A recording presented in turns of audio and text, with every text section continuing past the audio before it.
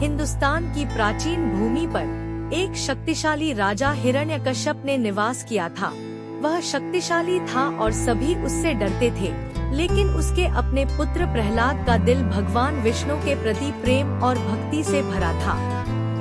प्रहलाद शोभा और महिमा के बीच बड़ा हुआ, लेकिन उसका दिल उसके पिता के अभिमान से अछूत था।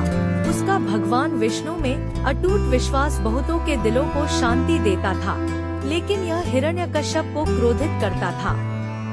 हिरण्यकश्यप अपने अभिमान और शक्ति के दिव्य प्रकाश में अंधा होकर प्रहलाद के भगवान विष्णु में भक्ति को सहन नहीं कर सका।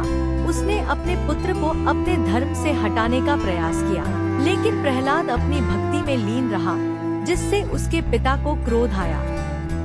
प्रहलाद के धर्म को बदलने की असमर्थता के कारण हिरण्यकश्यप ने अपनी बहन होलिका की मदद ली, जिसे आग सहने का वरदान था।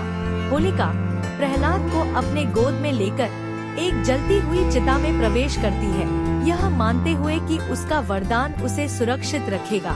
लेकिन जैसे ही आग ऊपर उठती है, होलिका वहीं मर जाती है, जबकि प्रहलाद अपनी अद्वितीय भक्ति से सुरक्षित बच जाता है।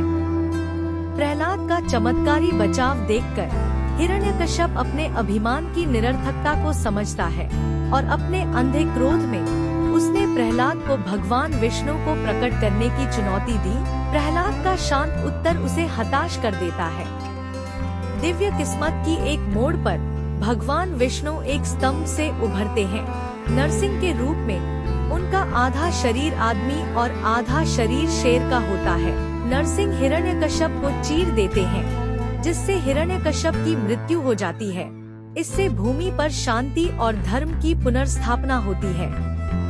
प्रहलाद का अटूट विश्वास और साहस प्रसिद्ध हो गए, जो आने वाली अनगिनत पीढ़ियों को प्रेरित करते रहेंगे।